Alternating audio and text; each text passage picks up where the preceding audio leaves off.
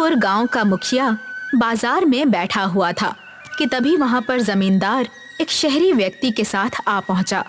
जमींदार को देखकर मुखिया ने मुस्कुराते हुए कहा, अरे क्या बात है जमींदार, सुबह सुबह आज बाजार कैसे निकल आए?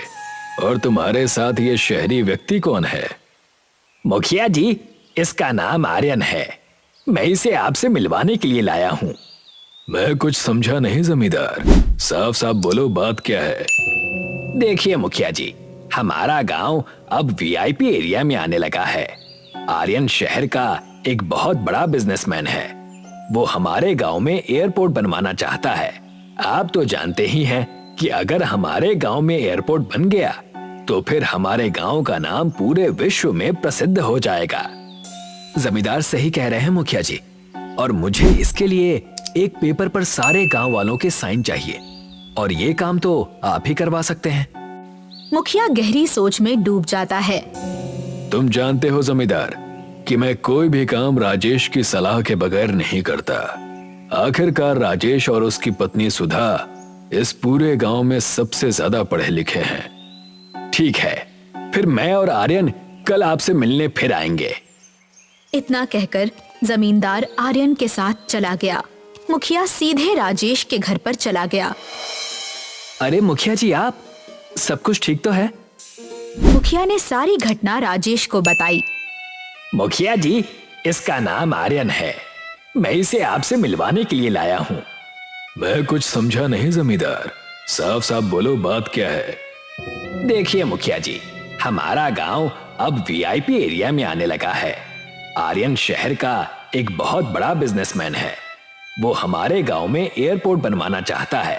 आप तो जानते ही हैं कि अगर हमारे गांव में एयरपोर्ट बन गया तो फिर हमारे गांव का नाम पूरे विश्व में प्रसिद्ध हो जाएगा। जमींदार सही कह रहे हैं मुखिया जी, और मुझे इसके लिए एक पेपर पर सारे गांव वालों के साइन चाहिए, और ये काम तो आप ही करवा सकते हैं। तुम जानते हो जमींदार कि मैं कोई भी काम राजेश की सलाह के बगैर नहीं करता। आखिरकार राजेश और उसकी पत्नी सुधा इस पूरे गांव में सबसे ज्यादा पढ़े लिखे हैं। ठीक है, फिर मैं और आर्यन कल आपसे मिलने फिर आएंगे। तुम्हारी क्या राय है राजेश? क्या हमें जमींदार और आर्यन की बात माननी चाहिए? वैसे उनका सुझाव बुरा नहीं है। अगर हमारे गांव में एयरपोर्ट बन जाएगा तो हमारे गांव के लोगों को रोजगार भी मिल जाएगा। तभी सुधा राजेश की ओर देखकर कहती है, वो सब तो ठीक है राजेश, परंतु मुझे लगता है कि अगर हमारे गांव में एयरपोर्ट बन जाएगा तो कहीं हमारे गांव के लोग मुसीबत में ना आ जाएं। और वो कैसे सुधा? मैंने सुना है कि जब एयरपोर्ट बनता है तब सरकार दूर दूर तक के गांव खाली करा देती है। तुम चिंता मत करो सुधा, अगर एयरपोर्ट बनने से हमारे गांव के किसी भी व्यक्ति पर कोई भी मुसीबत आती है तो सबसे पहले मैं ही एयरपोर्ट बनने का विरोध करूंगा। इतना कहकर राजेश मुखिया से कहता है, चलिए मुखिया जी, मैं भी आपके साथ चलता हूँ। कुछ ही देर में राजेश मुखिया के साथ जमींदार की हवेली में चला गया। तो फिर तुमने क्या सोचा राजेश? जमींदार साहब, एयरपोर्ट बनने से हमारा गांव तो प्रसिद्ध हो जाएगा, ये सत्य है, परंतु आपको ये आश्वासन देना पड़ेगा कि एयरपोर्ट बनने से हमारे गांव में कोई मुसीबत नहीं आएगी। जमींदार के बोलने से पहले आर्यन राजेश से कहता है, अरे नहीं नहीं राजेश भाई, ऐसा कुछ नहीं होगा। अरे जब एयरपोर्ट बनकर तैयार हो जाएगा तो तुम्हारे सारे गांव के लोगों को रोजगार मिल जाएगा, पर अगर किसी कारणवश तुम्हारा गांव खाली भी करना पड़ा तो हम तुम्हें दूसरे गांव की जमीन देंगे और उस गांव में पक्के मकान और सारी सुख सुविधाएं भी देंगे। हम तुम्हारे सारे गांव वालों को खेती करने के लिए इतनी जमीन देंगे कि जितने की उन्होंने कल्पना भी नहीं की होगी।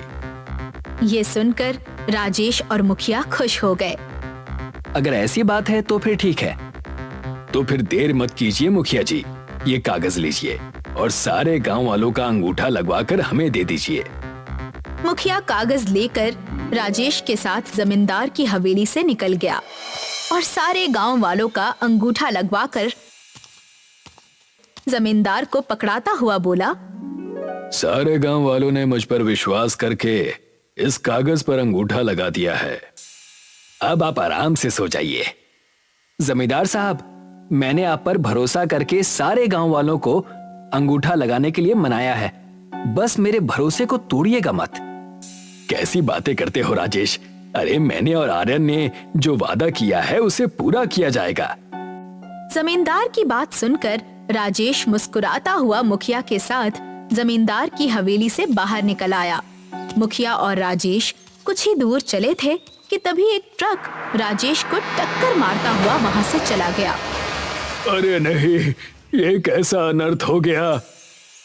राजेश का उसी दिन अंतिम संस्कार कर दिया गया। सुधा का रो रो कर बुरा हाल था। रो मत सुधा, होने को कौन टाल सकता है। मेरे पति हमेशा गांव की तरक्की का सपना देखते थे और तरक्की का दिन देखने से पहले ही वो इस संसार को छोड़कर चले गए। मुखिया नम आंखों के साथ सुधा के घर से बाहर निकल आया। कुछ दिन ऐसे ही बीत गए। एक दिन मुखिया घबराता हुआ सुधा के पास आकर बोला, सुधा, हमारे साथ बहुत बड़ा धोखा हुआ है। क्या हुआ मुखिया जी? जमींदार ने हमारे साथ धोखा किया है। जमींदार पुलिस लेकर गांव आया है और पुलिस पूरे गांव को खाली करा रही है। ऐसे कैसे हो सकता है? मैं जाकर बात करती हूँ। सुधा तुरंत अपने घर से बाहर निकल आई और जमींदार से बोली, ये क्या हरकत है जमींदार? ये हरकत करके तुम मेरे स्वर्गवासी पति की आत्मा को ठेस पहुंचा रहे हो। तुम्हारा पति एक मूर्ख था सुधा, वो मेरे इरादे को समझ ही नहीं पाया। जमींदार के बगल में खड़ा आर्यन सुधा से कहता है, हम बिजनेसमैन अपने मकसद को पूरा करने के लिए अक्सर बड़े बड़े वादे करते हैं और तुम बेवकूफ गांव वाले बड़ी आसानी से हमारे झांसे में आ जाते हो। तुम्हें कोई जमीन नहीं मिलने वाली। सारे गांव वालों ने पेपर पर अंगूठा लगाया है और उस पेपर पर लिखा है कि ये सब अपनी मर्जी से उनकी सारी जमीनें मेरे नाम कर रहे हैं। लेकिन तुम चिंता मत करो सुधा, यहाँ से कुछ ही दूर एक बहुत पुराना हवाई जहाज पड़ा हुआ है जो कि आर्यन का है। तुम सारे गांव वाले उसी पुराने हवाई जहाज के अंदर अपना जीवन व्यतीत कर सकते हो। आर्यन और जमींदार ने सारे गांव वालों को उनके घर से बाहर निकाल दिया। सुधा और मुखिया सारे गांव वालों के साथ रोते हुए उसी स्थान पर आ गए जहां पर वो पुराना हवाई जहाज पड़ा हुआ था। एक व्यक्ति ने गुस्से से सुधा की ओर देखकर कहा, ये सब तुम्हारे पति के कारण हुआ है सुधा। अब हम क्या करेंगे? क्या हम अपना सारा जीवन इसी खटारा हवाई जहाज में बिताएंगे? उस व्यक्ति की बात सुनकर सुधा फूट फूट कर रोने लगी। तभी अचानक हवाई जहाज के बाहर रंग बिरंगी रोशनियां चमकने लगी और देखते ही देखते वो हवाई जहाज एक बहुत ही सुंदर हवाई जहाज में परिवर्तित हो गया। ये देखकर सभी गांव वाले आश्चर्य में पड़ गए। मुखिया जी, ये सब क्या है? पता नहीं, मुझे लगता है कि हमें एक बार इस हवाई जहाज के अंदर जाकर देखना चाहिए।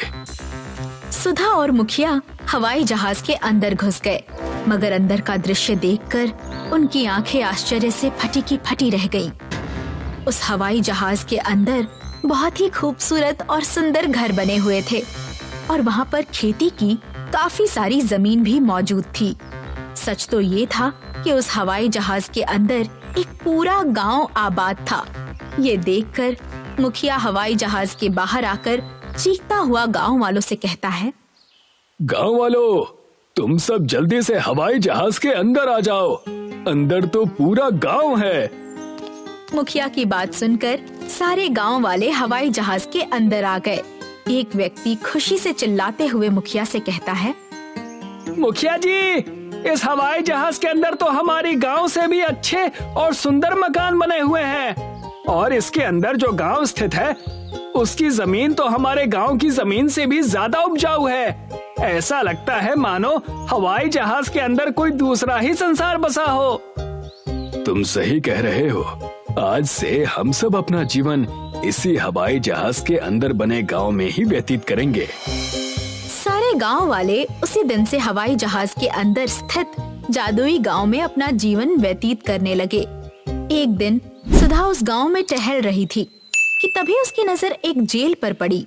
सुधा चौंकते हुए मुखिया से कहती है, मुखिया जी, जादुई गांव में इस जेल का क्या काम है?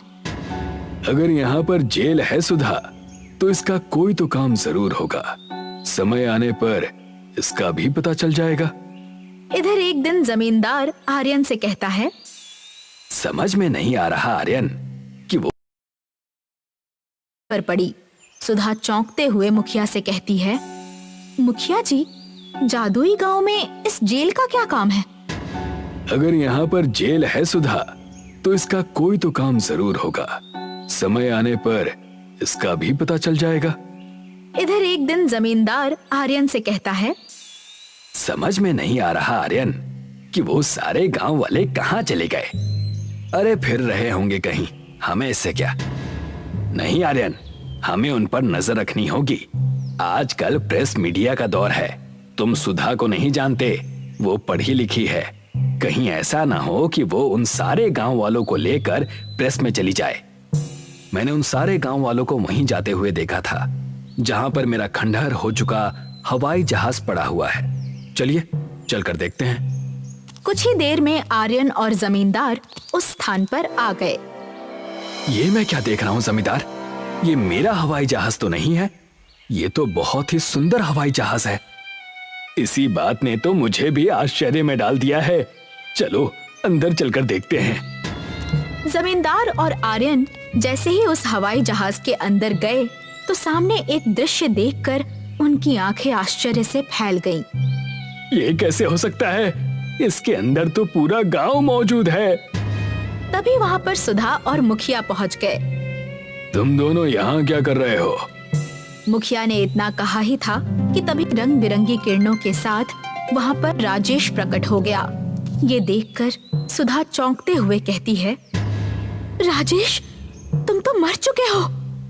हाँ सुधा, और मुझे मारने वाला कोई और नहीं बल्कि जमींदार और आर्यन ही हैं। जो ट्रक मुझे टक्कर मार कर गया था, वो ट्रक इन दोनों का ही था। इन दोनों ने मेरे और गांव वालों के साथ धोखा किया।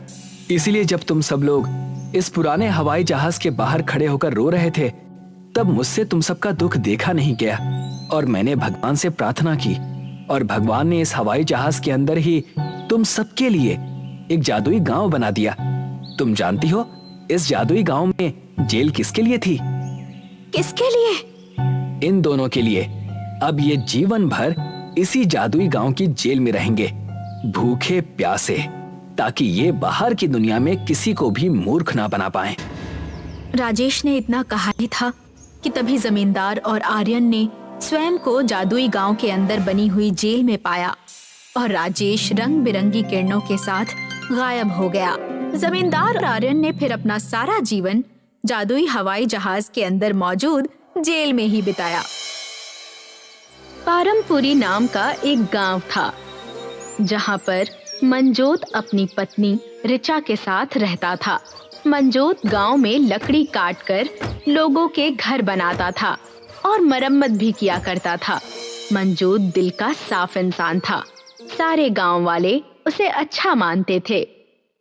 जो मजा लोगों के घर बनाने में है, वो आनंद और किसी भी चीज में नहीं है। हाँ, अच्छा तो लगेगा ही। बारिश के महीने में काम जो इतना मिल रहा है आपको, इसीलिए इतने खुश हैं आप।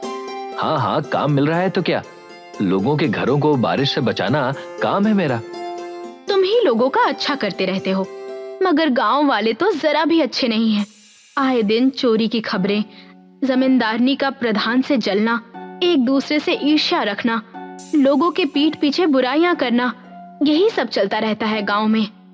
अगर सब बुरा करते हैं तो इसका मतलब ये नहीं है कि हम भी उनके साथ बुरा ही करें। अच्छा छोड़ो, मैं निकलता हूँ, मुझे आज प्रधान जी का नया घर बनाना है। मंजोत कुल्हाड़ी लेकर जंगल में पहुंचता है और पेड़ काटने लगता है। आज तो लगता है कि ये पूरा दिन इस पेड़ को काटने में ही चला जाएगा। जल्दी से पेड़ की लकड़ियां काट लेता हूँ, फिर प्रधान जी का नया घर बनाना शुरू करूंगा। जंगल में बारिश होने लगती है और आसमान से एक इंसान नीचे आता है जिसके बाएं हाथ में एक छोटा बादल था। जी, आप कौन हैं? मैं जो कोई भी हूँ, तुम्हें उससे कोई मतलब नहीं होना चाहिए। बस इतना जान लो कि मैं बारिश की ओर से आया हूँ और जल्दी ही गांव में बाढ़ आ जाएगी, जिस वजह से ना कोई घर में रह पाएगा और ना ही कोई घर के बाहर। ऐसा कोई इंसान नहीं होगा जो जमीन पर पैर रख पाएगा। मगर क्यों? ऐसे तो सब मर जाएंगे। इस गांव के लोगों का पाप का घड़ा भर चुका है। एक तुम ही यहां पर हो जो सबसे ज्यादा नेक दिल हो। ध्यान से सुनो, मैं जो तुम्हें बताने जा रहा हूं। एक बड़ा जहाज तैयार करो और जितने लोग उसमें आ सकते हैं उतने लोगों को अपने जहाज में बिठा लो। मेरे हाथ में जो बादल का कर्ण है ये जल्दी ही काले बादल में बदल जाएगा और सुनामी की लहर इस गांव को अपने साथ ले जाएगी। मगर मैं इतना बड़ा जहाज इतनी जल्दी कैसे बनाऊंगा? बरसात की ओर से आया हुआ व्यक्ति मंजोत को एक बड़ी सोने की कुल्हाड़ी देता है। इससे तुम एक बार में ही पेड़ काट सकते हो। ये सिर्फ और सिर्फ तुम ही इस्तेमाल करना। इसे छूते ही तुम्हारे पास अति मानव लकड़हारे की शक्तियां आ जाएंगी। जाओ और जो मैंने कार्य सौंपा है उसे पूरा करो।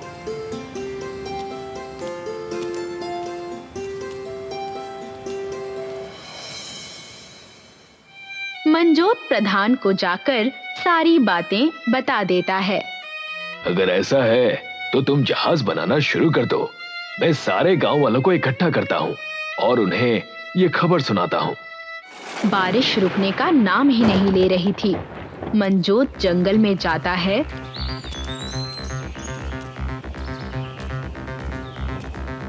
और उस कुल्हाड़ी से पेड़ काटने लगता है। मंजोत बड़ी सी जहाज बनाना शुरू कर देता है और दूसरी ओर प्रधान गांव वालों की बैठक बुलाकर उन्हें सारी बातें बताता है। अच्छा, तो अब ये प्रधान जी कुछ नया नाटक लेकर आए हैं। मैं तुम्हारी बातों पर भरोसा नहीं करती हूँ। ये नाटक नहीं है, ये सच है। तुम खुद अपनी आंखों से देख सकती हो कि बारिश कई दिनों से रुक ही नहीं रही है। एक हफ्ते बाद ये गांव पूरी तरह से पानी में डूब जाएगा। गांव वाले प्रधान की बात मान लेते हैं, मगर जमींदारनी जहाज में बैठने से मना कर देती है और सिर्फ एक हफ्ते बाद मंजोत एक बड़ी जहाज बना लेता है।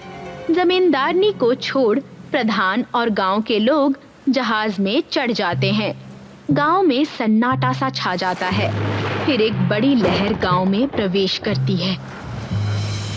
देखो देखो, पानी की लहर पूरे गांव को नष्ट करने के लिए आ गई है। मगर हम सबको इन सब से डरने की जरूरत नहीं है। हमें तो ये जहाज बचा लेगा। जमींदारनी जहाज की तरफ चली आती है।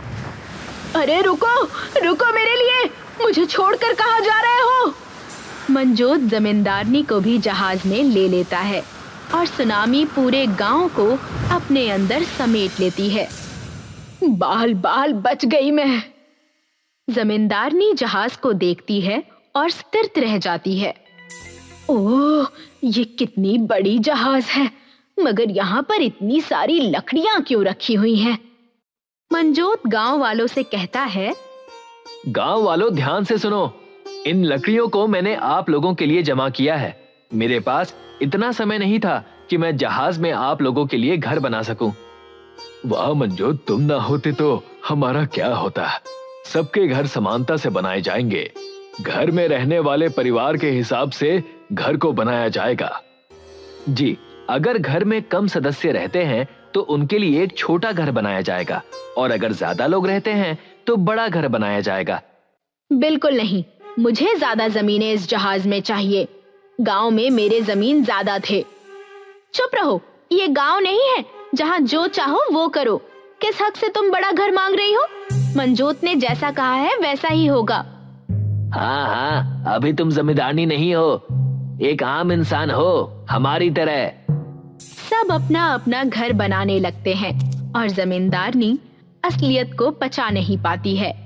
एक समय था जब मेरे पास बेमिसाल दौलत और शोहरत थी। जमीनों की कभी कमी नहीं थी। खेतों का खान पान भी बढ़िया था। सब इज्जत से पेश आते थे। ये सब एक ही बार में मेरे हाथ से चला गया। सब इस सुनामी की वजह से। अब सब लोग सिर्फ उस मंजोत और प्रधान को ही इज्जत देते हैं। मुझे कुछ करना होगा।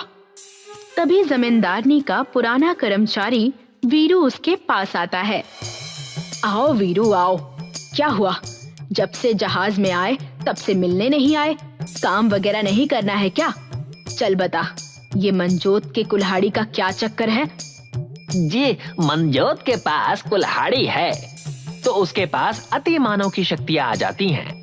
और तो और मैंने तो ये भी देखा है कि उस कुल्हाड़ी से जब पेड़ को काटा जाता है तो वो पेड़ फिर से उग जाता है और फल भी देने लगता है। और मालकिन जी, रही बात काम की, तो मैं आपके लिए अब आगे से काम नहीं। तुम बड़ा घर मांग रही हो? मनजोत ने जैसा कहा है वैसा ही होगा। हाँ हाँ, अभी तुम जमींदारनी नहीं हो, एक आम इंसान हो हमारी तरह। सब अपना अपना घर बनाने लगते हैं और जमींदारनी असलियत को पचा नहीं पाती है। एक समय था जब मेरे पास बेमिसाल दौलत और शोहरत थी। जमीनों की कभी कमी नहीं थी, खेतों का खान पान भी बढ़िया था, सब इज्जत से पेश आते थे। ये सब एक ही बार में मेरे हाथ से चला गया, सब इस सुनामी की वजह से। अब सब लोग सिर्फ उस मनजोत और प्रधान को ही इज्जत देते हैं। मुझे कुछ करना होगा। तभी जमींदारनी का पुराना कर्मचारी वीरू उसके पास आता है। आओ वीरू आओ, क्या हुआ? जब से जहाज में आए तब से मिलने नहीं आए, काम वगैरह नहीं करना है क्या? चल बता, ये मनजोत के कुल्हाड़ी का क्या चक्कर है? जी, मनजोत के पास कुल्हाड़ी है तो उसके पास अति मानव की शक्तियां आ जाती हैं। और तो और मैंने तो ये भी देखा है कि उस कुल्हाड़ी से जब पेड़ को काटा जाता है तो वो पेड़ फिर से उग जाता है और फल भी देने लगता है। और मालकिन जी, रही बात काम की, तो मैं आपके लिए अब आगे से काम नहीं करने वाला। इतना कहकर वीरू वहां से चला जाता है और दूसरी ओर प्रधान और मनजोत जहाज में सबके लिए बराबरी का घर बना लेते हैं। जमींदारनी को भी एक घर मिलता है जो सिर्फ एक इंसान के रहने बराबर ही होता है। नहीं नहीं, मैं कभी यहाँ नहीं रहूंगी, मेरा घर इससे काफी बड़ा था।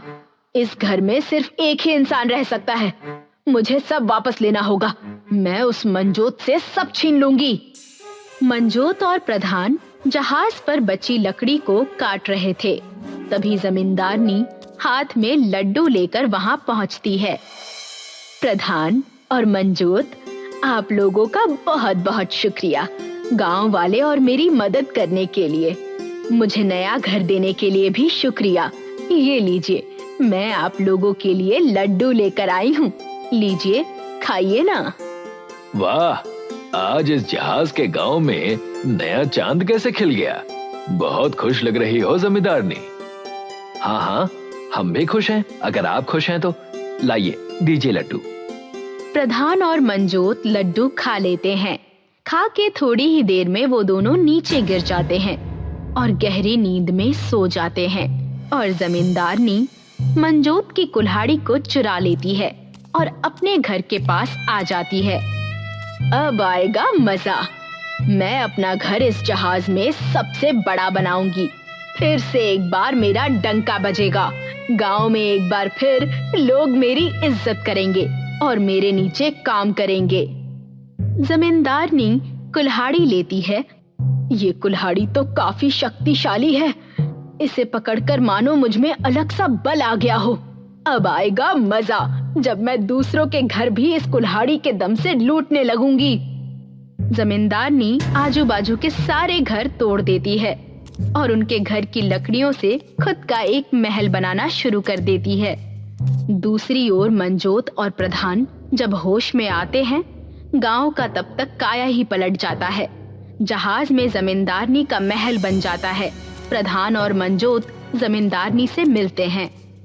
जमींदारनी, ये सब तुम क्या कर रही हो? क्या तुम समय को आंक नहीं पाती हो? ये समय अपने स्वार्थ के लिए काम करने का नहीं है। मेरी कुल्हाड़ी आपने मुझसे चुराई है, वो मेरी कुल्हाड़ी है, मुझे वापस कर दीजिए। नहीं, ये कुल्हाड़ी मुझे बरसात की ओर से आए व्यक्ति ने दी है। और कहा है कि मैं इससे जिस तरीके से चाहूँ उस तरीके से इस्तेमाल कर सकती हूँ। मैं वो सब बनाऊंगी इस जहाज में जो एक समय पर मेरा हुआ करता था। चलो, मुझे और भी काम है, मैं निकलती हूँ। जमींदारनी वहां से निकल जाती है। झूठ, ये साफ झूठ कहा जमींदारनी ने। ये मेरी ही कुल्हाड़ी है। मैं जानता हूं मंजोत, और मुझे विश्वास है कि जिसने तुम्हें ये कुल्हाड़ी दी थी वो ये सब देख रहा है और वही जमींदारनी को उसके किए का जवाब देगा। तभी आसमान में बिजली गरजने लगती है, बादल काले हो जाते हैं और बरसात की ओर से आया आदमी फिर अपने हाथ में बादल का कण लिए प्रकट होता है। मुझे अच्छी तरह से याद है कि मैंने ये कुल्हाड़ी मंजोत को दी थी, तो ये मुझे अभी किसी लालची के हाथ में क्यों दिखाई दे रही है?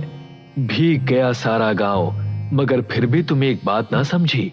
जाओ, तुम्हारे बड़े खेत और मकान जिसे तुम इतना चाहती हो, अब मैं देखता हूँ कि तुम अब सब लेकर जो तुम्हारा था क्या पाती हो। मगर मेरा घर और खेत गांव में है और गांव पूरे तरीके से पानी में है। जमींदारनी के हाथ से कुल्हाड़ी गायब हो जाती है और उसे वो बारिश का व्यक्ति जहाज से बाहर निकाल देता है। अगली सुबह कुल्हाड़ी मंजोत के घर पर होती है। प्रधान और मंजोत गांव